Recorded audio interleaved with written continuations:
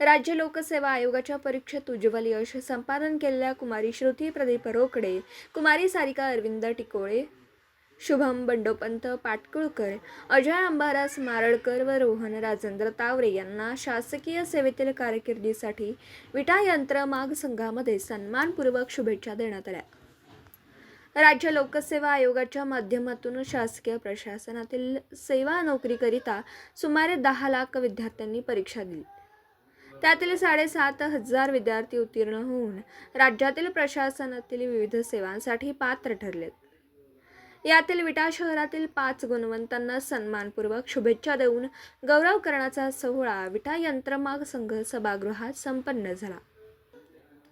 राज्य लोकसेवा आयोगाच्या परीक्षा देऊन शासकीय अधिकारपदी नियुक्ती मिळणं ही मोठ्या कष्टाची व गौरवास्पद गोष्ट आहे. यामध्ये आपणा सर्वांच्या गुणवत्ता व जिद्दीचा मोठा वाटा असेल तरी परिवाराचं योगदान व त्याग विसरू नका, असं मत व गौरवोद्गार यंत्रमाग संघाचे अध्यक्ष किरण ताळेकर यांनी व्यक्त केले. या निमित्ताने पुष्पगुच्छ व श्री चौंडेश्वरी देवीची प्रतिमा भेट देऊन सन्मानपूर्वक शुभेच्छा देण्यात आल्या.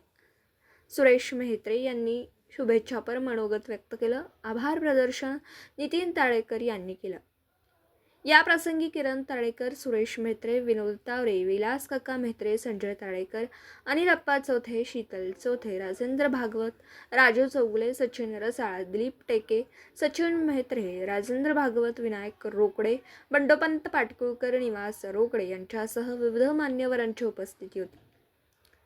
किरण ताळेकर, विटा. दिवसभरातील घडामोडींचा आढावा घेण्यासाठी पाहत रहा N24 मराठी न्यूज चॅनल.